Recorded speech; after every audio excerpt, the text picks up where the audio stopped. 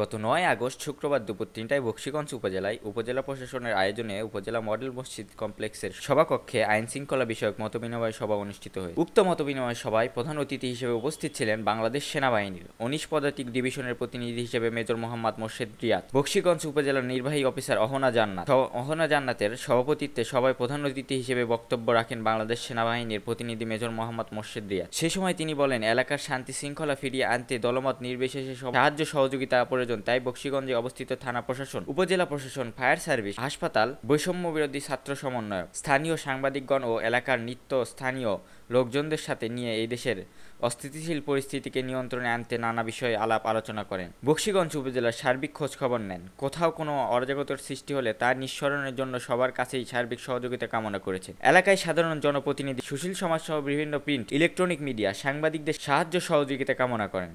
এ সময় আরও উপস্থিত ছিলেন সহকারী কমিশনার আসমাউল হুসনা, পরিবার পরিকল্পনা কর্মকর্তা ডক্টর আজিজুর রহমান, বকশীগঞ্জ থানার অফিসার ইনচার্জ মোহাম্মদ আব্দুল আহাদ খান, বকশীগঞ্জ উপজেলার ভাইস চেয়ারম্যান মাওলানা মুহাম্মদ শাহজালাল, বকশীগঞ্জ উপজেলা প্রশাসনের সকল ঊর্ধ্বতন কর্মকর্তা কর্মচারীবৃন্দ, এলাকার স্থানীয় প্রত্যেক রাজনৈতিক দলের প্রতিনিধিগণ, বকশীগঞ্জের স্থানীয় প্রিন্ট ও মিডিয়া সাংবাদিকগণের উপস্থিত ছিলেন।